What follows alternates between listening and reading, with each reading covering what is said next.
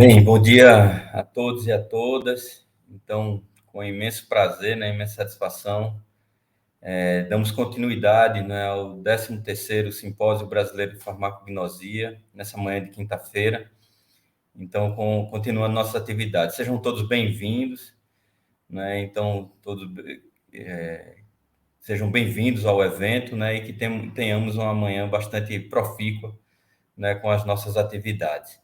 Então, agora pela manhã, nessa atividade, estaremos recebendo, né, o professor Ricardo Neves Marreto com a sua palestra, né, que nos honra com a sua palestra, cujo título é Nanotecnologia como ferramenta para uso de produtos naturais.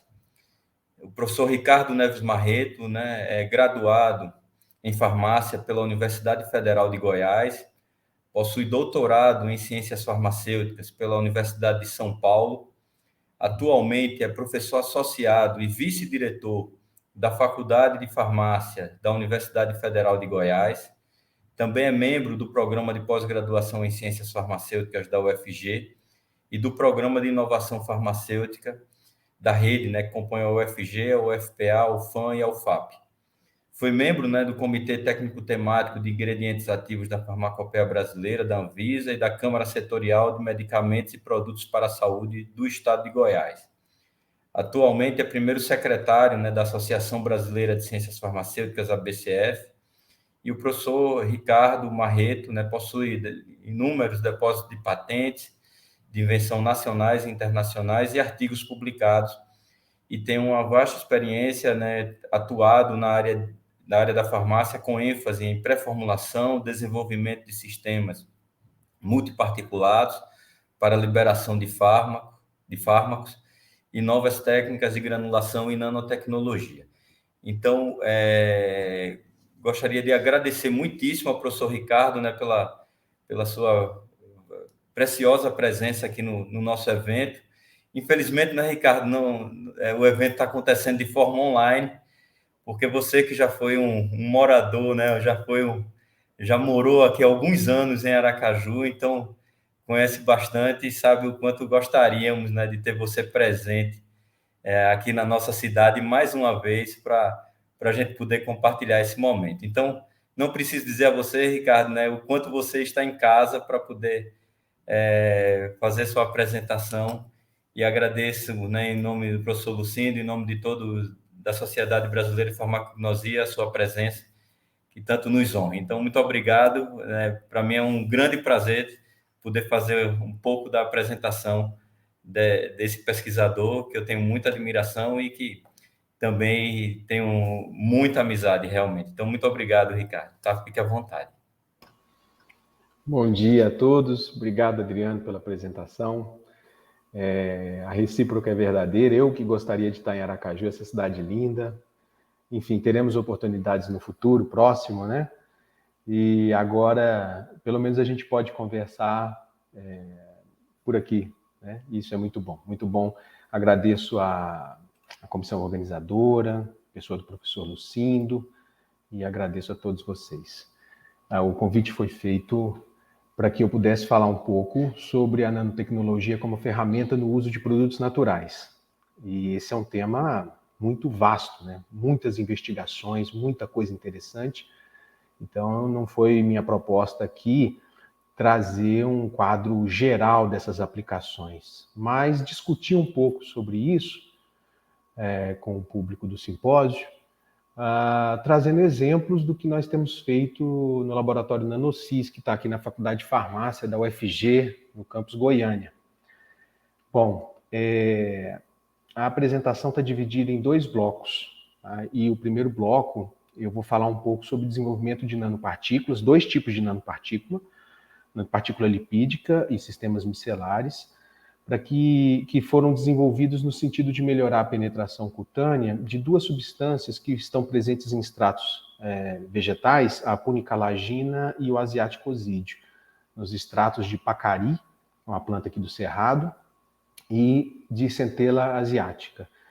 A segunda parte da apresentação eu vou falar um pouquinho para vocês sobre a obtenção de complexos de inclusão, que é uma coisa muito investigada, muito trabalhada, só que a abordagem que nós temos aplicado aqui em Goiânia é a obtenção desses complexos por termoextrusão.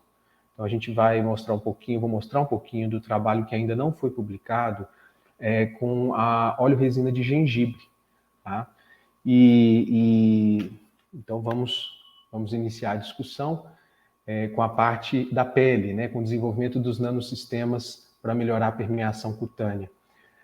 De fato, os produtos naturais têm muito apelo, porque quando eu falo de pele, eu falo de aplicação dermatológica, mas principalmente de aplicação cosmética, né?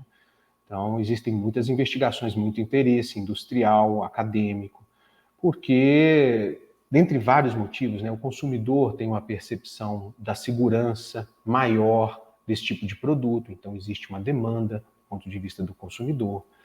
Existe, claro, evidências sobre maior biodegradabilidade desses produtos e uma infinidade de constatações e de evidências de atividade anti-inflamatória, antioxidante, reguladora da produção de colágeno. Então, nós temos um vasto arsenal, né? Por isso, esse interesse todo acadêmico e industrial também. Mas, ao mesmo tempo, a gente precisa contornar várias limitações, em específico nessa aplicação, né? Algumas são mais gerais, vários produtos têm problemas de solubilidade aquosa, o que dificulta a incorporação desses produtos em veículos adequados. Muitas outras moléculas, como as que eu vou mostrar para vocês aqui hoje, têm estabilidade química importante. Mas um grande número, um grande contingente tem mesmo problema de penetrar satisfatoriamente a epiderme, o extrato córneo e a epiderme, né?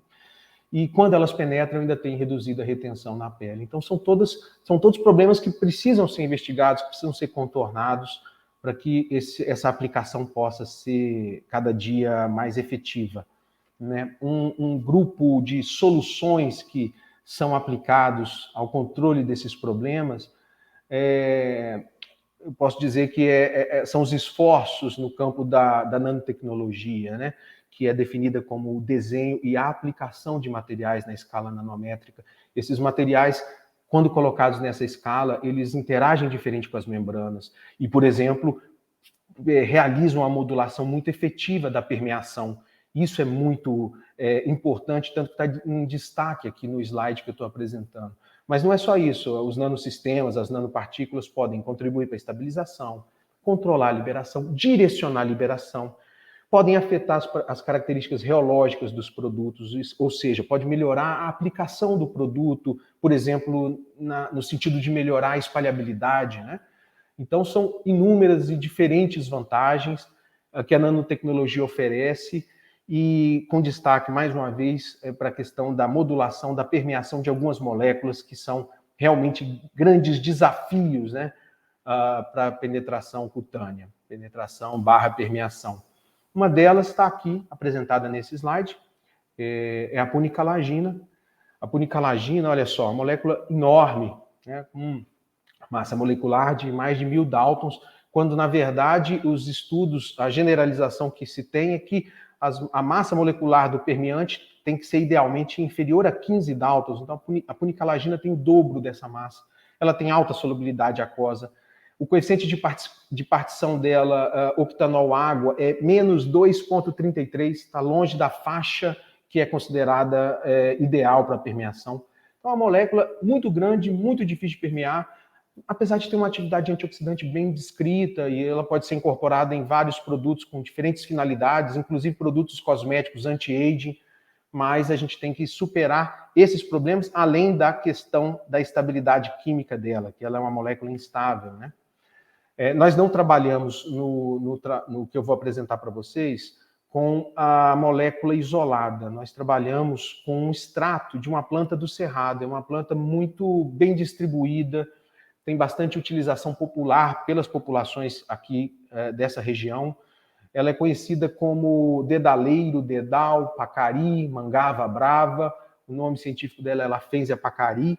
Né? E os extratos das folhas são extratos ricos em punicalagina. Né? Então, esse foi o nosso objeto de trabalho. A gente quis agregar valor a esse material, que tem, e acompanhando a punicalagina nele, né, através de uma nanoformulação. O trabalho foi publicado esse ano na Planta Médica, e aqui eu trouxe a foto da Sandra Garcia, que foi quem executou o trabalho. É um trabalho em cooperação com o Laboratório de Produtos Naturais que nós temos aqui na Faculdade de Farmácia, na figura da professora Maria Tereza Freitas, e aqui no NanoCis teve a condução principal pela Estefânia Taveira, que é a professora que coordena junto comigo o NanoCis, né? E esse trabalho, o objetivo principal dele era desenvolver nanogéis que carreassem os componentes hidrofílicos e hidrofóbicos num extrato padronizado do pacari. Especificamente, nós começamos produzindo, o pessoal do LPPN fez o extrato padronizado da pacari, um extrato hidroetanólico obtido por percolação, é um extrato fluido concentrado com alto teor de punicalagina e de teor de sólidos também, sólidos totais. Esse extrato ainda não havia sido avaliado quanto à atividade antioxidante in vitro, então as análises foram feitas através de 3 reações diferentes. A gente conseguiu demonstrar uma atividade antioxidante moderada. No ensaio de DPPH, o EC50 foi de 7 microgramas por ml, um valor que é superior ao extrato das cascas de romã, que é uma outra fonte muito importante de punicalagina, mas de forma geral a gente conseguiu demonstrar uma atividade antioxidante moderada desse material, desse extrato padronizado, que nós utilizamos para o desenvolvimento seguinte, né? Esse desenvolvimento bem simples, a preparação do que a gente imaginou inicialmente ser dispersão micelar, consistia simplesmente em hidratar o poloxamer, que foi o polímero que nós escolhemos, a frio. Né? E depois a gente acrescentou em algumas formulações um tensoativo lipofílico chamado SPAN 80, em outras formulações nós colocamos o extrato de pacari, o extrato padronizado. Então, um modus operandi muito simples, né? E pegamos essas formulações e fizemos caracterização. Achamos um teor elevado de punicalagina, uma recuperação muito alta, né?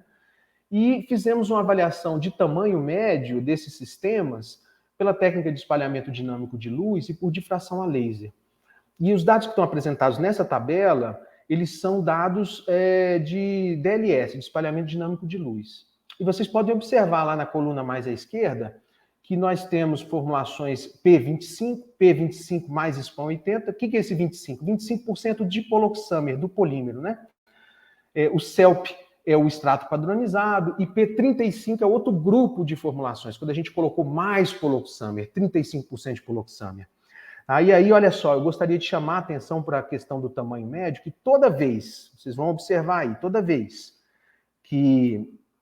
Deixa eu pegar um apontador aqui. Toda vez que o SPAN foi adicionado, com ou sem extrato, o tamanho médio aumentou bastante. E a gente fez uma avaliação de difração a laser, uma outra técnica de avaliação de tamanho, que pega tamanhos maiores, e descobrimos que, de fato, essas formulações têm populações micrométricas, além das populações nanométricas, né? Então, a gente começou a se questionar se a presença do SPAN junto com o poloxamer não teria levado à formação de um sistema diferente. Mesmo porque o aspecto visual é bastante diferente. Olha só, A e B são essas formulações sem SPAN, e elas são líquidos transparentes e fluidos. C e D contêm SPAN e são opacas, são viscosas, tem um aspecto visual bastante diferente. Então, baseado na literatura e nisso que nós estávamos encontrando, nós observamos que, com ou sem o extrato de pacari, nós tínhamos provavelmente sistemas vesiculares, quando coloca o SPAN, e dispersões micelares, quando a formulação é constituída apenas por poloxamer e o extrato. Que foi um achado interessante. Nós seguimos na caracterização desses materiais, uma caracterização que antecede o que nós queríamos enxergar acima de tudo, que é o efeito disso sobre a permeação, né? E uma das primeiras análises que fizemos, a análise reológica, e aqui vocês estão vendo um gráfico de viscosidade em função da temperatura, e vocês observam que nós temos 2 curvas coloridas aqui, que se referem às formulações que têm 25% de poloxamer, independente de ter ou não o SPAN. Tá? E o curioso é que não há um aumento na viscosidade na faixa de temperatura que nós estudamos, ou seja, a transição sol-gel, que é específica, esperada para o poloxamer, não aconteceu nesses materiais quando eu tinha o extrato tá, de Pacari e contendo ou não spam na formulação.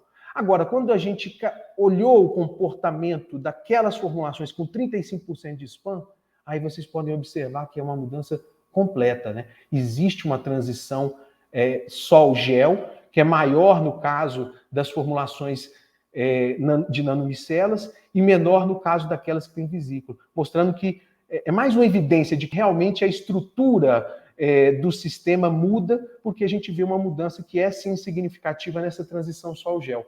Mas a mudança maior, apesar de que o tipo de sistema afeta, mas a mudança maior é a concentração do poloxamer mesmo. Então fizemos essa caracterização reológica e passamos para um teste mais funcional, vamos dizer assim, que é a avaliação da estabilidade. Eu disse que a punicalagina tem problemas de estabilidade e realmente no extrato, o extrato padronizado mostra isso.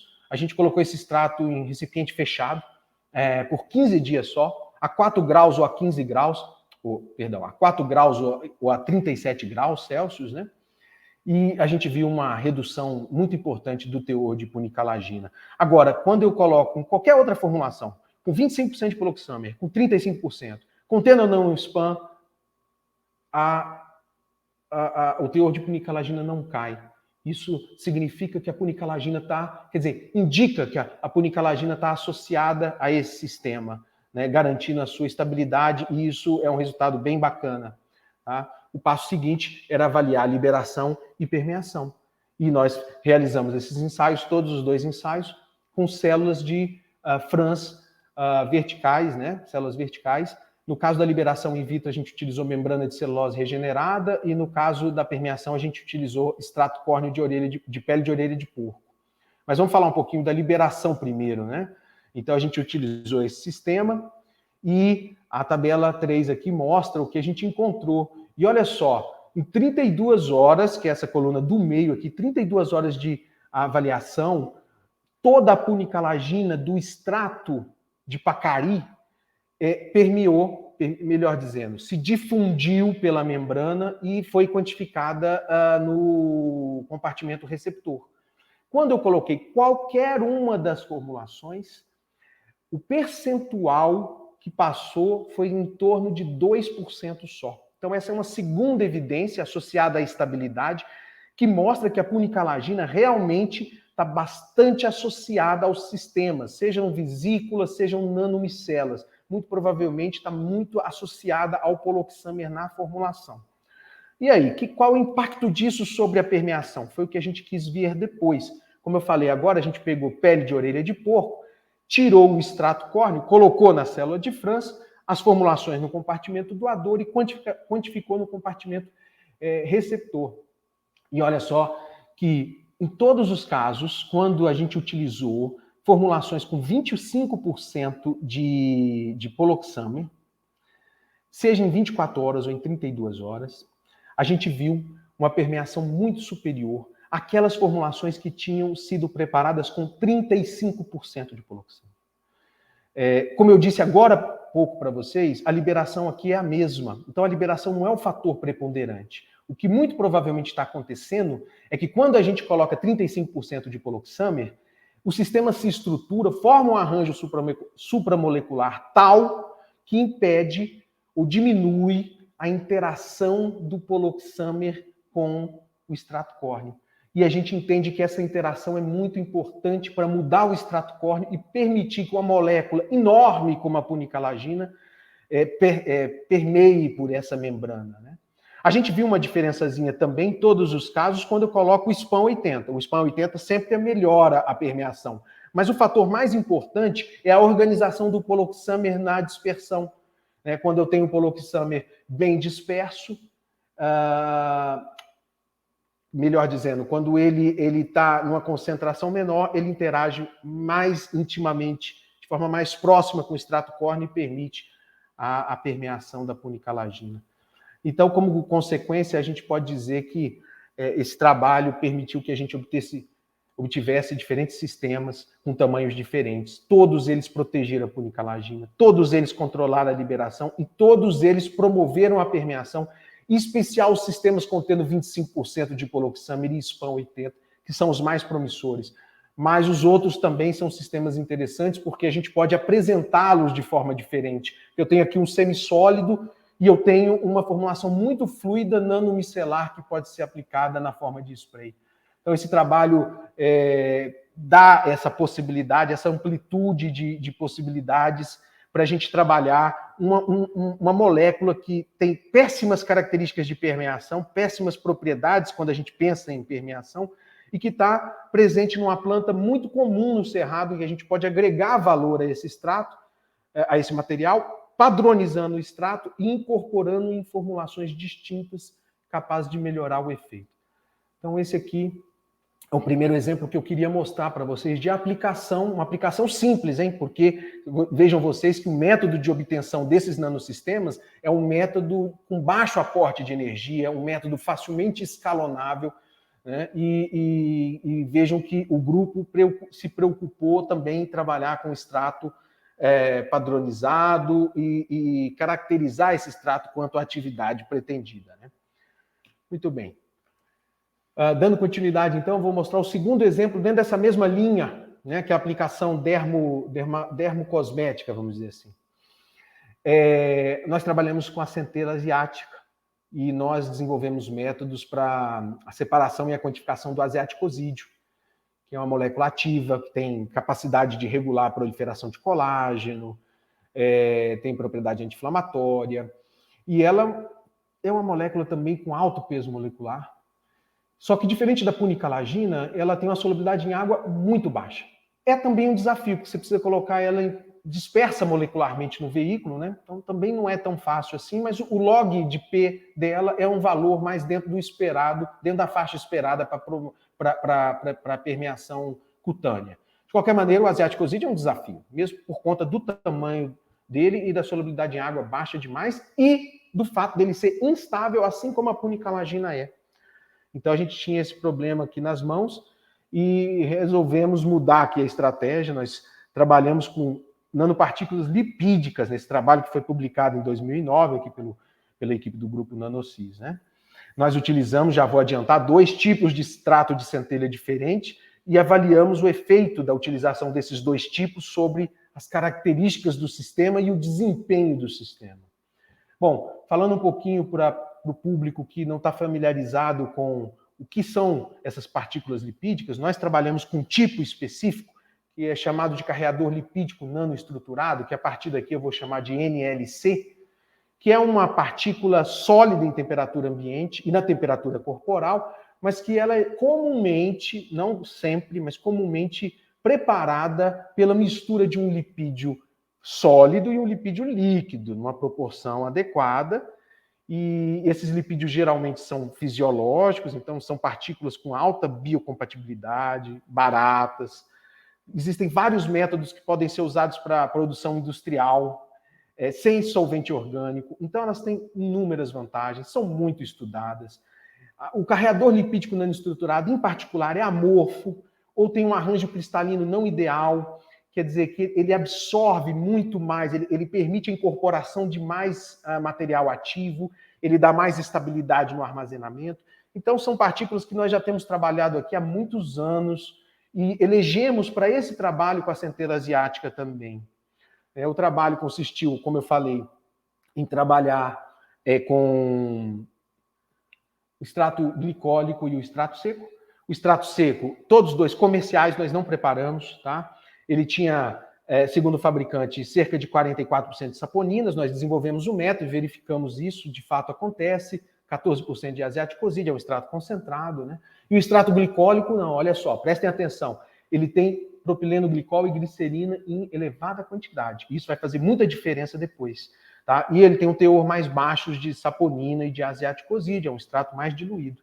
Nós preparamos os sistemas e caracterizamos liberação, permeação, drug loading, e fizemos, como eu disse, uma ressonância paramagnética eletrônica para a gente poder investigar a localização dos ativos vegetais dentro da partícula e também os efeitos da partícula sobre a mobilidade molecular no extrato córneo. Vou mostrar daqui a pouquinho para vocês. Mas antes, começando do início, né? A gente utilizou a técnica de diluição da microemulsão. Quem não conhece, é um método que a gente usa constantemente É um método muito simples. Vejam, a gente pegou aqui nas nossas partículas ácido esteárico, um lipídio sólido, ácido oleico, um lipídio líquido, né?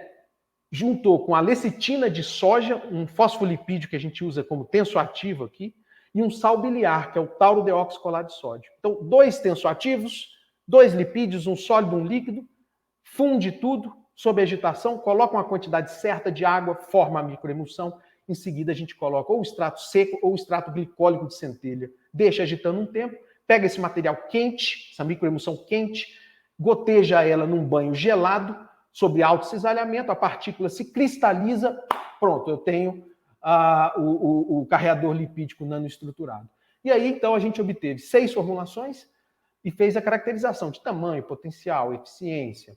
Olha só, a primeira coluna aqui mostra a diferença entre essas formulações, que eu vou chamar aqui de NLCD, D de Dry Extract, ou seja, essas formulações aqui tinham o extrato seco da centelha asiática, colocado numa concentração de asiaticosídeo que variava de 0,9% a 1,9%.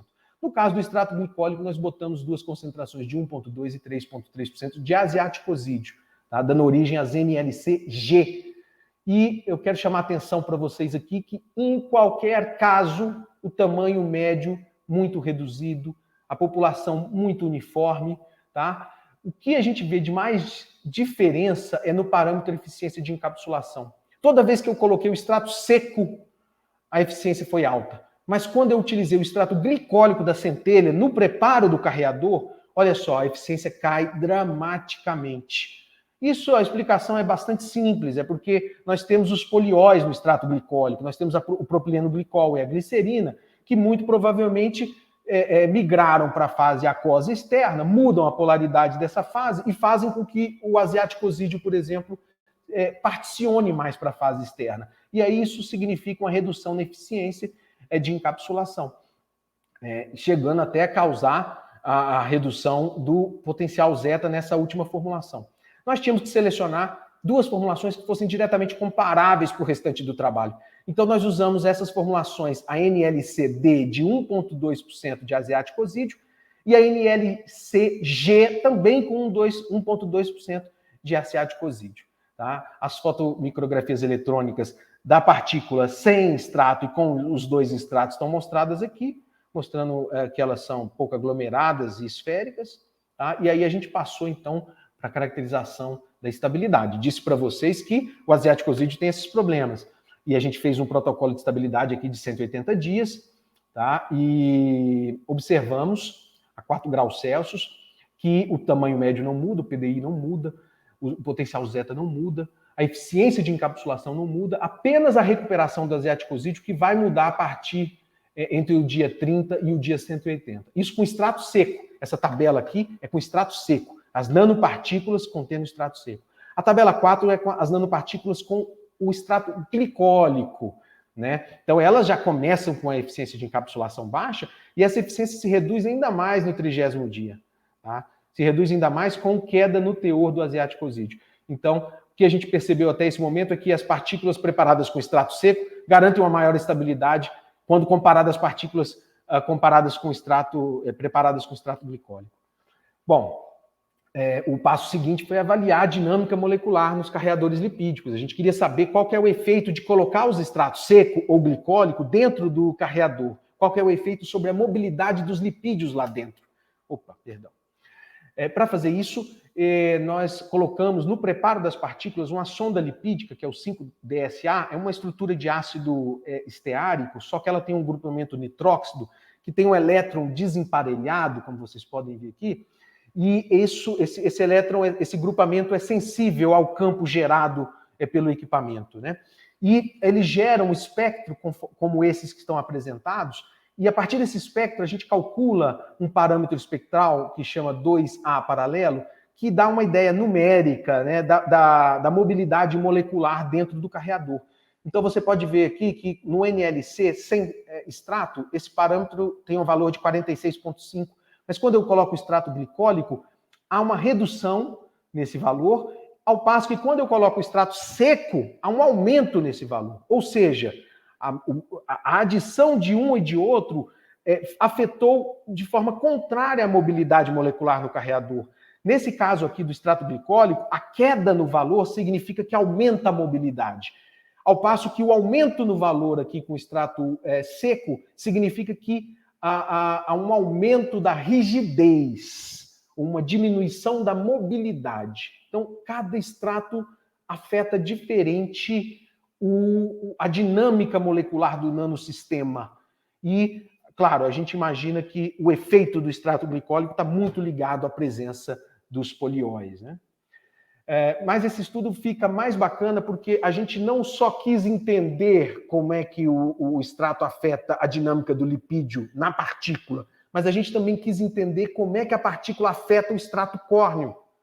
Então, vejam que a gente tirou um espectro do extrato córneo não tratado, e ele tem um valor de 2A paralelo de 65, ou seja, ele é uma estrutura muito mais organizada, muito mais rígida que a nanopartícula, que, como eu acabei de mostrar, tinha aqui um valor de 46. Aqui o extrato córneo é de 65. Né? Enfim, os tratamentos com a nanopartícula sem extrato, ou com extrato glicólico, ou com extrato seco, resultaram todos numa fluidificação do extrato córneo. Isso é muito interessante e pode justificar os dados que a gente encontrou depois, né? Há uma queda muito impressionante até da mobilidade, do valor de 2A paralelo. E é claro que essa queda foi menos acentuada, como vocês podem ver aqui, quando o extrato seco estava incorporado, né? Então, quer dizer, o extrato também, os componentes vegetais também têm um efeito ou intensificador da fluidez do extrato córneo, ou, pelo contrário, um efeito que contrabalanceia o efeito do lipídio na dinâmica molecular do extrato córneo, né? Então, o extrato importa aqui, o extrato vegetal importa. Bom, de posse desses resultados, a gente finalizou o estudo realizando uma permeação in vitro em célula de Franz com membrana de pele de porco. E aí, olha só, o gráfico apresenta a permeação do asiaticosídeo a partir do NLC preparado com extrato glicólico.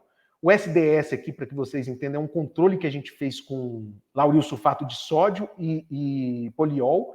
Tá? E vocês podem observar que em ambos os casos eu encontro o asiaticosídeo no extrato córneo, mas só no caso da nanolipídica eu encontro ele na pele remanescente, ou seja, na epiderme que está abaixo, na epiderme e na derme, né, que estão abaixo do extrato córneo. E só no caso da nanopartícula contendo ácido glicólico eu encontro o asiaticosídeo no meio receptor. Tá? Quando eu venho por esse outro gráfico e faço essa mesma comparação com o carreador preparado com extrato seco, olha só o que eu encontro. Não encontro, ou melhor, o que eu não encontro, né? É o asiaticosídeo na pele remanescente e no meio receptor. Então, primeira conclusão aqui. O sistema lipídico, como eu tinha mostrado no estudo de EPR, ele altera o extrato córneo e permite que uma molécula grande, como o asiaticosídeo, penetre. E se eu tenho o poliol junto, que pode agir como um promotor aqui, o asiaticosídeo consegue passar para as camadas mais profundas, ao passo que o sistema lipídico contendo um extrato seco não permitiu isso. Apesar dele também fluidificar o extrato córneo, ele não foi suficiente esse efeito para que eu conseguisse a penetração do asiaticosídeo em camadas mais profundas, que é o objetivo final dessa coisa, é poder colocar o asiaticosídeo no tecido vivo, né? Bom, como consequência, eu posso dizer para vocês que esse trabalho resultou em carreadores lipídicos nanoestruturados contendo extrato glicólico e promoveram a maior mobilidade molecular no extrato córneo e a maior penetração do asiaticosídeo. Ele tem um problema de estabilidade maior do que o carreador do extrato seco e, a partir daí, a gente precisa de um desenvolvimento adicional para ter sistemas com as propriedades mais desejáveis, né? Muito bem. A parte final dessa apresentação é a questão da complexação dos produtos naturais com ciclodestrinas. Então, eu estou deixando aqui de lado agora os nanocarreadores, estou deixando de lado as nanopartículas lipídicas, os sistemas poliméricos, micelares, vesiculares, que foi o que eu trabalhei até agora com vocês. e vou falar um pouquinho sobre essa estratégia amplamente utilizada. Eu mesmo tive o prazer de participar de alguns trabalhos chefiados ou comandados pelos amigos aí da Universidade Federal de Sergipe, pelo professor Adriano, pelo professor Lucindo, trabalhos muito bacanas que os autores realizaram a complexação de substâncias como terpenos, flavonoides, com hidroxipropil beta-ciclodestrina, com a beta-ciclodestrina, avaliaram a atividade, verificaram inúmeras vantagens dessa abordagem, né? E enquanto nós estamos falando sobre isso, aqui em Goiânia, nós estamos trabalhando com a termoextrusão.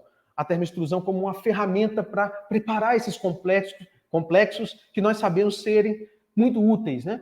E aqui, até o presente momento, a gente tinha trabalhado com fármacos sintéticos. Esses artigos que eu estou colocando para vocês aqui, o primeiro da Carbohydrate Polymers foi desenvolvido junto com o pessoal da UNB, o professor Marcílio Cunha, um grande parceiro nosso, e o segundo realizado em parceria com o pessoal da Universidade de Santiago de Compostela, ambos nessa temática de preparar complexos por termoextrusão. E nós até então não havíamos trazido os produtos naturais, mas no final dessa apresentação vou mostrar para vocês os resultados que nós temos com um produto natural multicomponente, que é muito interessante.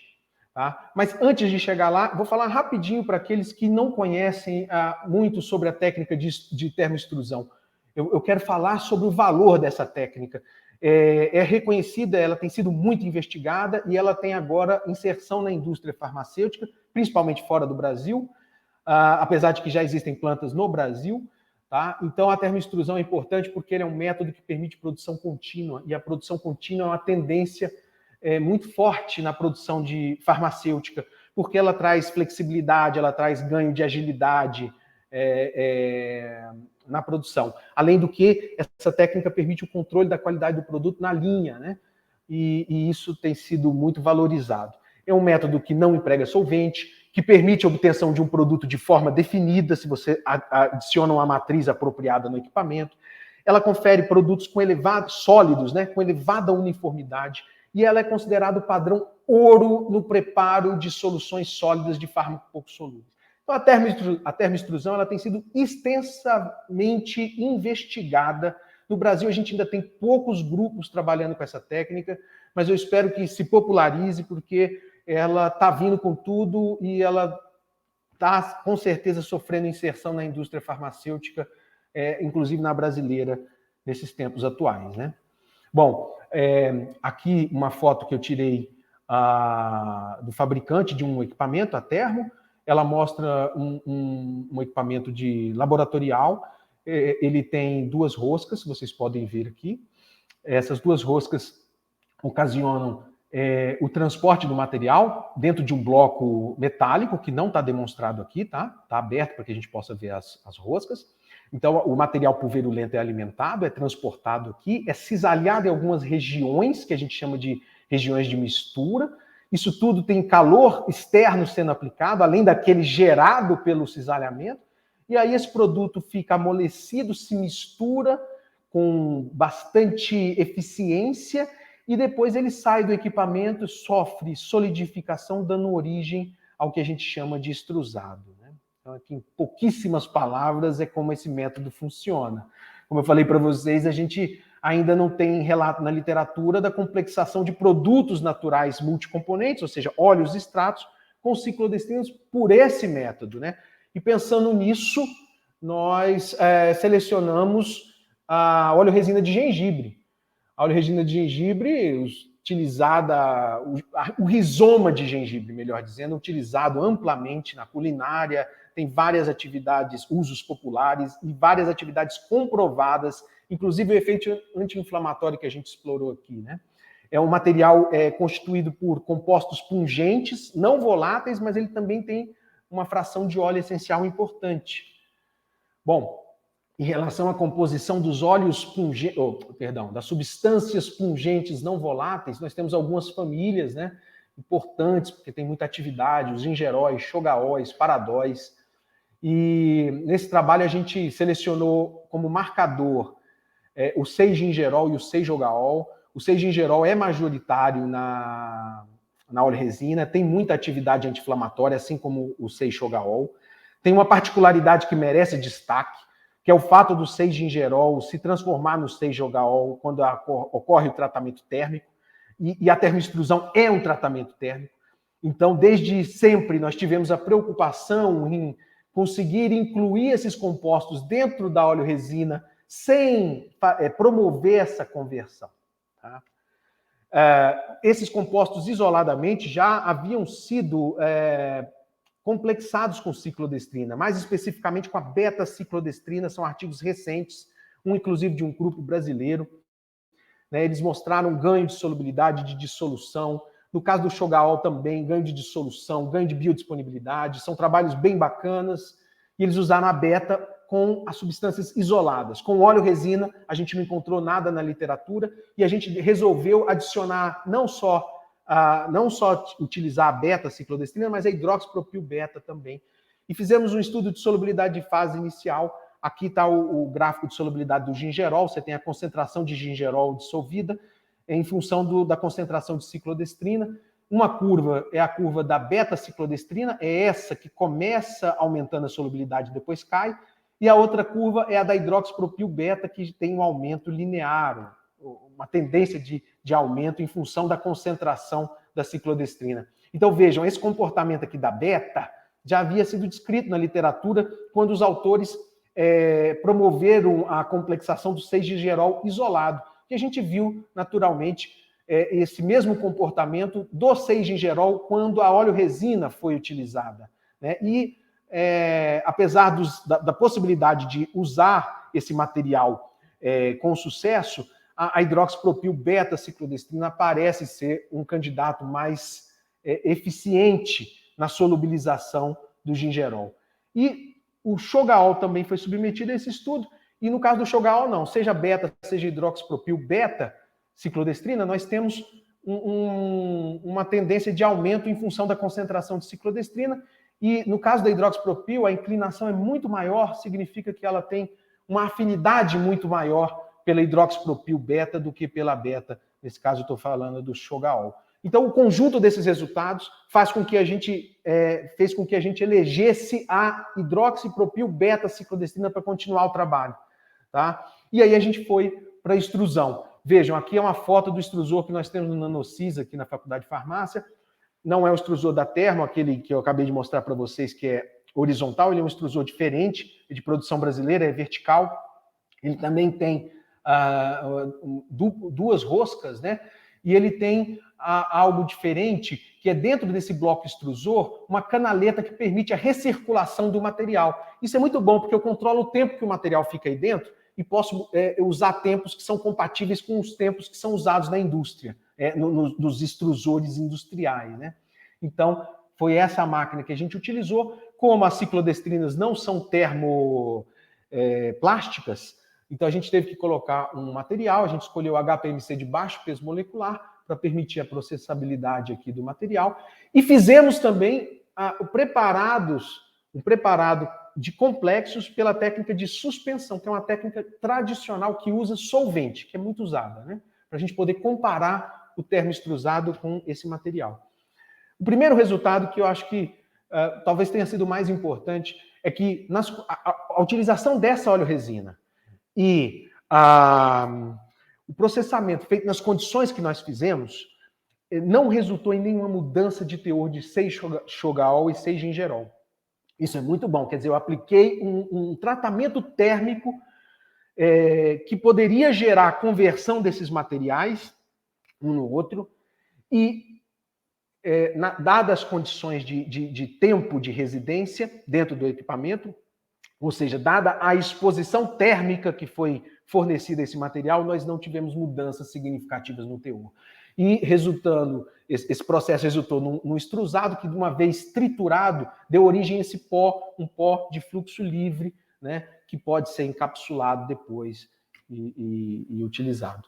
A caracterização seguinte desse pozinho foi a avaliação da solubilidade dos marcadores em meio ácido. Aí eu comparei a óleo-resina, que está aqui como OR, utilizei complexos com duas diferentes razões molares, 1:2 e 1:1, quer dizer, aqui eu tenho mais ciclodestrina, aqui eu tenho menos ciclodestrina, e fiz a comparação dos complexos obtidos por suspensão, que é esse SL, e o HME, que é a termoextrusão.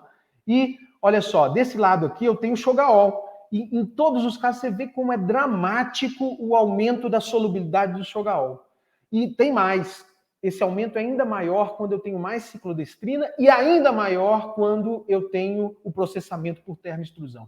Então aqui eu fiquei mais animado ainda. Olha, além de não mudar o teor, nós temos aqui uma diferença significativa em termos de solubilidade do 6-Chogaol no complexo obtido por termoextrusão. No caso do gingerol, essa diferença não foi significativa entre os complexos, mas muito significativa, muito importante frente a óleo-resina. Então, esse dado aqui nos encorajou ainda mais, né? Nós tínhamos a consciência também que existe uma fração importante de compostos voláteis que nós não estávamos seguindo, nós não estávamos quantificando, então nós resolvemos realizar uma avaliação por termogravimetria que indiretamente poderia nos dizer se esse material volátil está mais ou menos retido nos complexos, né? Como é que essa avaliação funciona? Eu pego o complexo, por exemplo, formado por termoextrusão, como essa seta vermelha está indicando, faço uma mistura física de composição idêntica, essa barra aqui do lado, e submeto às mesmas condições de aquecimento numa termobalança. E o que eu tenho aqui nesse gráfico é a perda de massa, tá? É a perda de massa no intervalo de 25 a 130 graus. E vocês podem ver, como a seta está indicando, como a perda de massa é menor nesse complexo obtido por termoextrusão. Isso acontece também no complexo obtido por suspensão, a perda de massa menor no complexo do que na mistura física, mas as diferenças são menos pronunciadas, né? Aqui eu estou mostrando para vocês os complexos 1:2 e aqui os complexos 1:1, que também têm diferenças similares, né?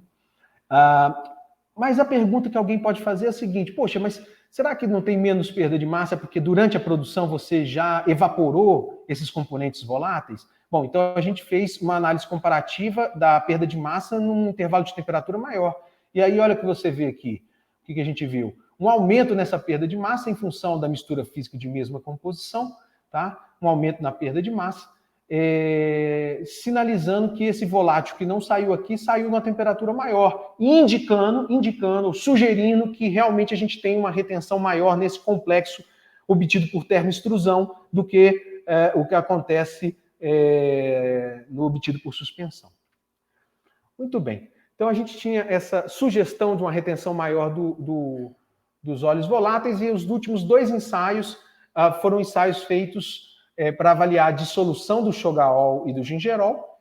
E o gingerol, que é o gráfico à direita, a gente tem diferenças em relação ao que ocorre na óleo-resina, que é essa curva mais baixa aqui, mas as diferenças não são muito pronunciadas. O gingerol é mais solúvel em água que o Chogaol, tem uma hidroxila a mais, né?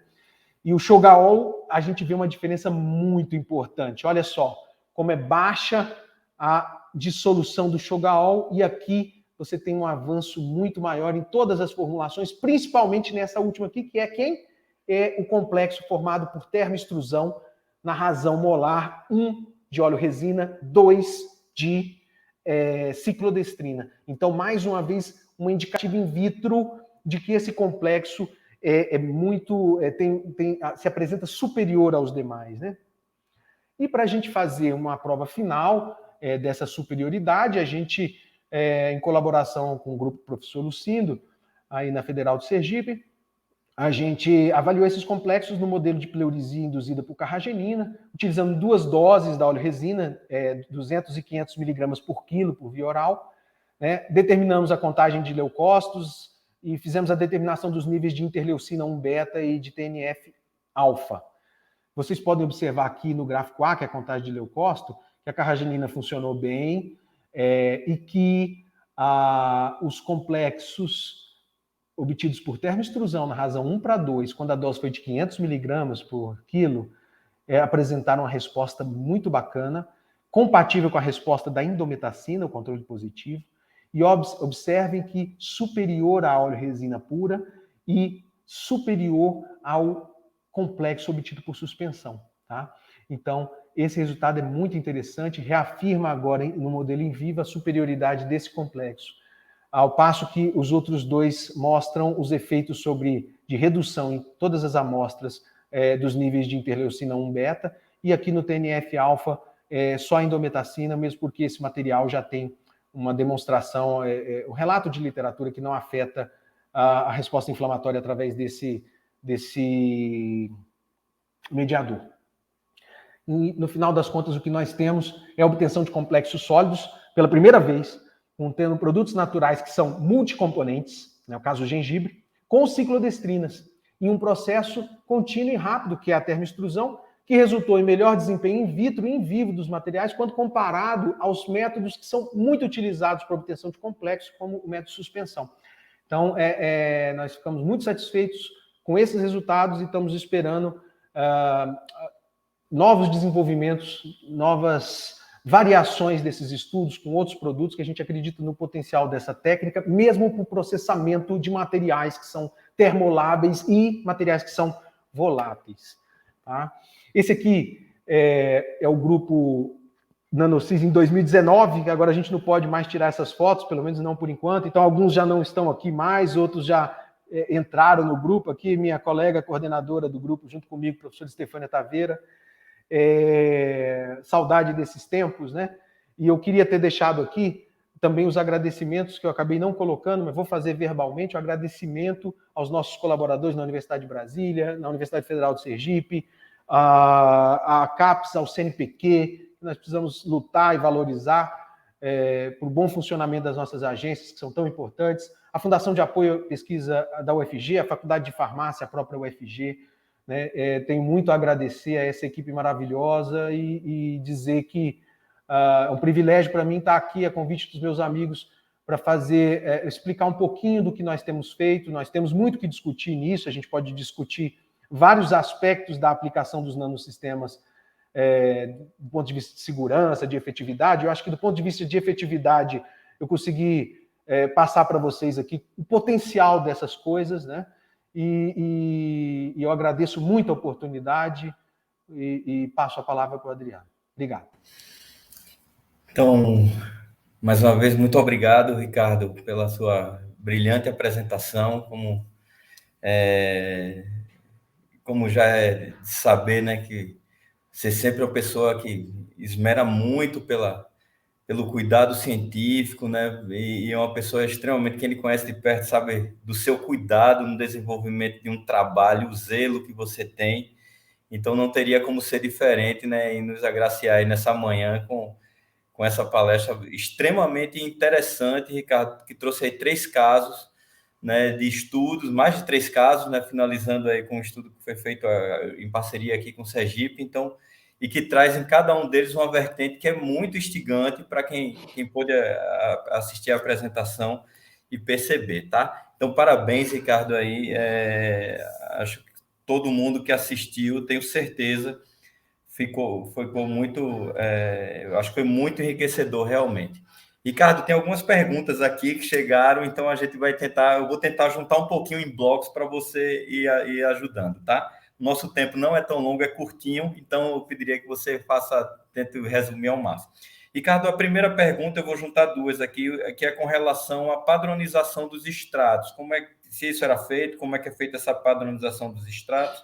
E com relação ao estudo da centelha, com relação ao extrato glicólico e ao extrato seco, sobre a quantidade de aziaticosídeo dentro desses 2 sistemas, se eram equivalentes. Tá. Bom, começar pelo aziaticosídeo. Bom, inicialmente eu agradeço, viu, Adriano, pelas suas palavras, muita gentileza da sua parte. E em relação ao aziaticosídeo, no extrato tinha uma diferença, como eu apresentei, bastante marcante no teor, né? E a gente acabou adicionando quantidades que permitissem uma comparação direta. Então, no final das contas, nos carreadores lipídicos, a gente tinha as mesmas concentrações de aziaticosídeo e diferentes concentrações de extrato, tá? A gente tentou colocar mais extrato do que aquilo que eu apresentei na tabela. No entanto, por exemplo, com o extrato seco, quando você coloca mais, muda muito a característica da microemulsão e ela gruda muito no becker, no agitador, então você tem uma perda muito importante. O que eu apresentei para vocês eram formulações que a gente conseguiu obter sem essa perda exagerada. E no caso do extrato glicólico não dava para colocar mais, porque a eficiência de encapsulação diminuía de forma muito intensa.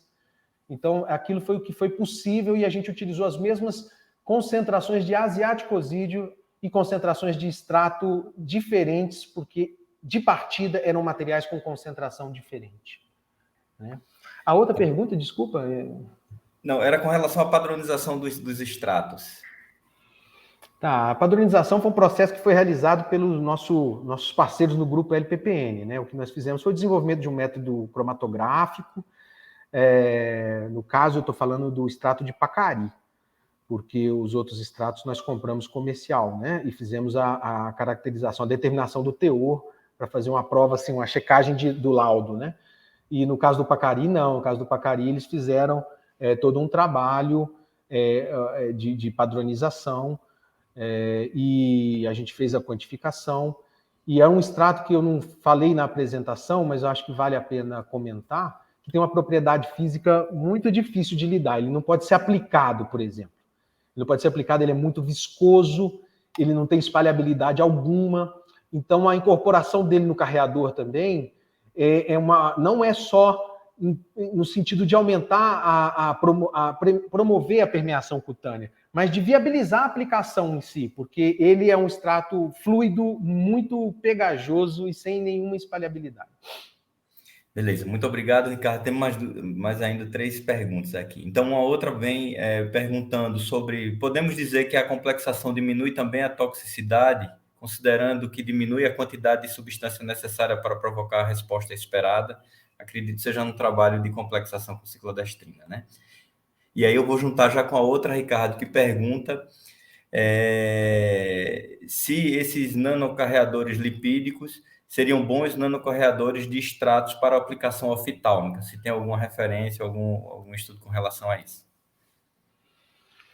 Olha, em relação à primeira pergunta, sim, a resposta é sim, porque a complexação com ciclodestrina, ela afeta o comportamento dos materiais em termos de interação com as membranas biológicas, né?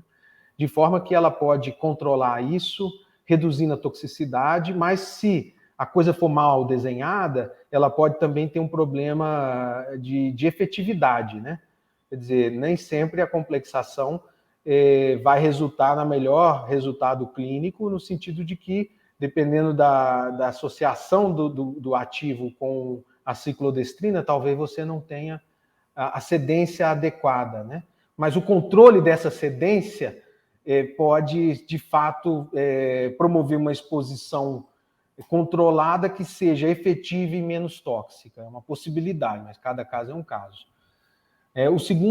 A segunda questão é a questão da utilização oftálmica, né? Isso. Nós aqui nunca trabalhamos com a utilização oftálmica. A gente sabe que esses sistemas são sistemas com baixo teor de lipídio, são sistemas que utilizam materiais biocompatíveis, inclusive com tensoativos biocompatíveis, né? E, portanto, apesar de não poder afirmar, porque não li nada a respeito, eu creio que eles possam ser sim aplicados para esse tipo de uso oftálmico. Perfeito, Ricardo. Tem as 2 últimas perguntas para a gente encerrar. A próxima é com relação à dinâmica molecular dos sistemas, né, que foi apresentado com relação ao extrato córneo e essa alteração, né, do extrato córneo para facilitar essa permeação. E aí a pergunta é com relação a se existe algum tipo de correlação entre esses dados in vitro, né, com os dados realmente de estudos clínicos, mostrando, por exemplo, algo com relação aos estudos em vivo, assim. Entendi. O que a gente conseguiu mostrar é a correlação com o estudo de permeação in vitro, né? A associação, a avaliação da mobilidade molecular usando uma técnica como essa de EPR com uma avaliação em vivo, eu desconheço ainda. Pode até existir, mas eu não tive contato com esse material. O sujeito faz a avaliação por EPR, demonstra a desorganização por essa técnica e relaciona com a maior permeação em vivo. Mas eu posso dizer que, como a gente fez a avaliação in vitro e a gente tem resultados que são bastante correlacionáveis, né? Existe um potencial de correlação alto com o que acontece em vivo. Perfeito, Ricardo, ótimo. Então, e a última, que é uma pergunta um pouquinho mais abrangente, pergunta assim, devido à sua experiência, né, já com parceria com empresas mostrando esses desafios de translacionar os resultados de estudos clínicos com estudos realizados pelas universidades, né? Então, qual seriam os caminhos para acelerar e aumentar esse diálogo entre o setor produtivo e para a transferência de novas tecnologias? Excelente pergunta. Olha só, eu particularmente acho que o processo todo, né, tem que começar com a disposição correta dos lados, né? Eu acho que dentro da universidade, começando pelo pesquisador, a gente precisa ter essa disposição. Eu particularmente tenho bastante disposição. Acho isso faz parte do nosso papel social, inclusive, né? E a Universidade Federal de Goiás, por exemplo, no decorrer dos anos que eu estou aqui, tem se organizado e tem avançado muito nesse diálogo, né? Concordo que é uma luta antiga e ainda falta muito para a gente chegar no ponto onde a gente precisa chegar, né? E nesse momento a gente tem dificuldades adicionais, né, impostas pela conjuntura nacional aí, de subfinanciamento, e é uma perda muito grande para todos nós, porque o setor produtivo, a pesquisa dentro da universidade precisa ser feita, tanto a pesquisa básica quanto a aplicada, precisa ser feita com mais intensidade, porque é a mola propulsora das mudanças sociais que nós estamos buscando, e a gente precisa de apoio governamental, a gente precisa de apoio da sociedade, né? E a gente não está no momento bom para isso, mas eu tenho muita esperança, a gente não desiste. E do ponto de vista regulatório também tem vários desafios, né? Em especial quando você coloca o nano no meio, né?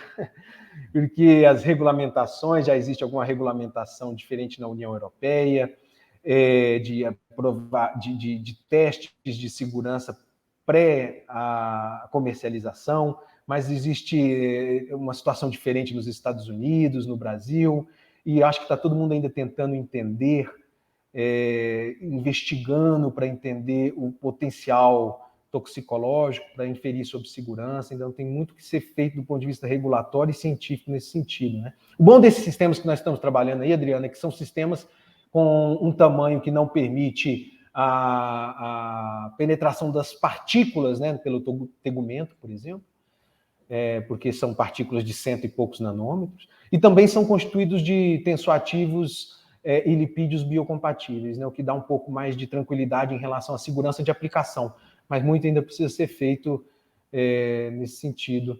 E a gente segue na luta, segue conversando com as indústrias, com os parceiros, tentando agregar valor aos produtos naturais da nossa flora, como é o caso do Pacari, né, que é um trabalho bem bacana com a planta aqui do Cerrado, e a gente não desiste nunca, não. Beleza. Ricardo, você está recebendo um monte de elogios aqui pelo chat, que está chegando aqui, de excelente palestra, parabéns ao professor, excelente trabalho, então está chegando um monte de coisa aqui. Também ainda tem algumas perguntas, mas a gente vai pedir para o pessoal depois mandar no seu próprio e-mail pelo avançado horário, que agora já está prestes a começar uma próxima palestra às 11h20. Então, Ricardo, mais uma vez, fantástico aí, não preciso repetir. Muito obrigado aí pela oportunidade de aprender um pouquinho mais com você e tenho certeza que esse é o sentimento de todos. Abração, meu amigo, e até a próxima, tá? Eu que agradeço. Um abraço para todos vocês aí. Até breve. Abraço para todo mundo, pessoal. Tchau, tchau.